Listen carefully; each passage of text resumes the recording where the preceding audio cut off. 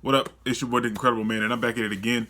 And I just seen Maou-sama Retry episode 1.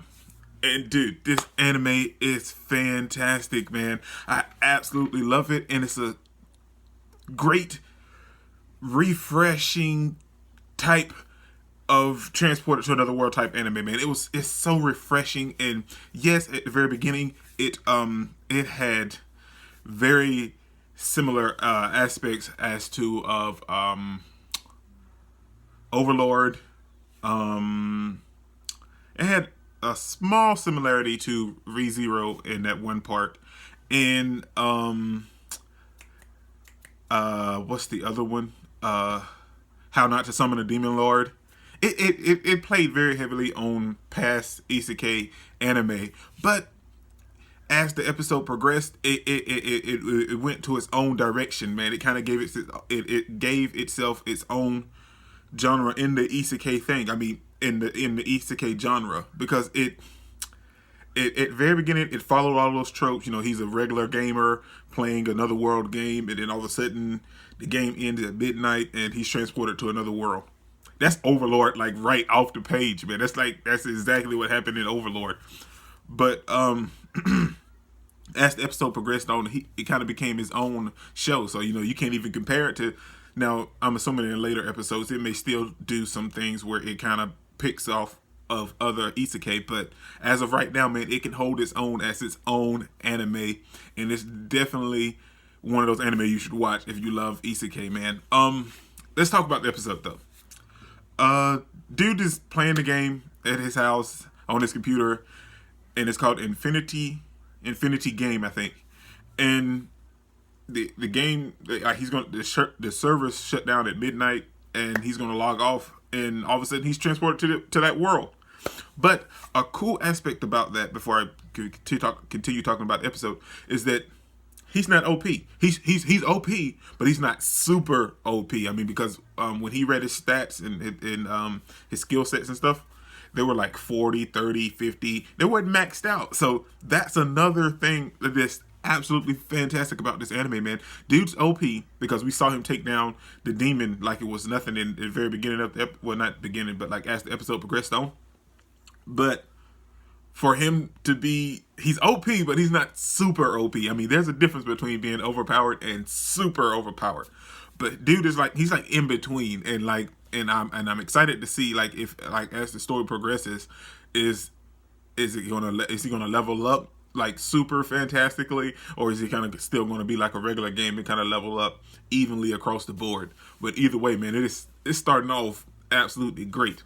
But he's transported to this other world. He comes in contact with this girl that's running from this demon. And the demon is trying to kill her because her village sacrificed her to this demon so he wouldn't attack their village. But dude just demolishes the demon in one attack like it's nothing. But let's talk about the girl, man. Aku, or Aku, however you want to say it. But he told her to clean herself up because he wanted her to take him to another place where the demon was found. But when he told her to take a bath in the stream, I'm pointing my hand like you can see it. But when he told her to take a bath in the stream or the river or pond or whatever, she was like, "Wow, this is the cleanest water I've ever seen." And at that point, I was like, "Well, is she like a slave girl or something or anything like that?" But then as the episode progressed on, she told us that the demon had polluted the land around the village, so even the water in their village is poisoned and polluted. So this is the first time she's ever had clean water like this, man. And the dude gave her soap and a towel, and she was so grateful, man. And then we kind of get a little bit of glimpse of her backstory, where the villagers treat her like garbage, man. She has to go around town and collect everybody's garbage in their waste, and then they talk about her and saying she's stink and she's filthy, and don't touch any of us. But she's doing this and collecting all of this stuff. I keep pointing like you guys can see it, and doing all this stuff and collecting all this stuff from you guys, and you guys gonna sit here and bash this girl, man. She does all this stuff for the village because, you know, she was saying she just wanted to get by. And then you guys go and bash her and then send her to the demon to be killed. that is some kind of wrong, man. That is some kind of wrong. But she met, I can't remember his name, his real name, but Kunai is his name in the when he's transported to the other world, and he takes her, man, and she pretty much becomes one of his first followers because that's how it goes in the Isekai anime.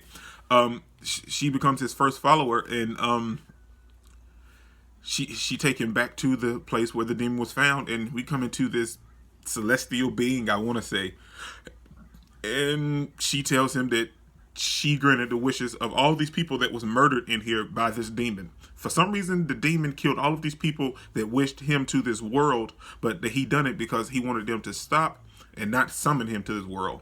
But dude says he's not a demon lord. I don't know. It's real confusing. I guess the manga readers and people that read the manga or novel would know what it's about. But as of right now, it's very confusing. But we get this celestial being, and she tells him that she brought him there because those people wished it. When he wished to go home, but she said she can't because it coincides and conflicts with the wish that the people granted to bring him there. So, and then she dies, and somehow a ring magically transports to his finger, and it's a skull ring. And all of a sudden, then we start to leave, and we go to her village because the girl wants to gather some belongings from her village, and the people start to. The moment she comes back into the village, they were like, "What are you doing here?" And they start throwing stones at her, man. It's so sad. It's so sad. It's a lovely anime, but I can tell that there's going to be some sad moments throughout. But then dude kind of like disappears to kind of play back and see how everything's going to fall out in this little particular moment. And at that moment, and he was mad because they started bullying her. The ring started talking. And then the ring was like, well, in the game, you were a demon lord, you ruled over villages, and you killed people, and da-da-da-da-da. But the ring is sentient and has its own... it's so confusing, but it's so breathtaking, man. This anime is very, very good. And as of right now, it's your typical isekai, but it's also a different telling. It's giving you different vibes in the isekai genre, man. But I enjoyed it, and then after that, he set a fire to kind of get the guys that were bullying her to run away, and then they left and they headed off on their adventure, man. And it's so fresh and it's so enjoyable right now. It's an isekai anime, but it feels very different from your typical isekai anime. He's not super OP. He's OP, but he's not super OP. But that's just me having a discussion / review of this episode. And I am going to continue to check out this anime, man. And I recommend that you watch it too if you're a fan of the isekai genre, man. But this is your boy, The Incredible. Don't forget to smash that like button till you can't smash it anymore. Comment down below and I'll be sure to respond to each and every one of them. And subscribe, but only if you really want to, man. And remember that anime matters, anime is greatness, and anime is life. Peace out.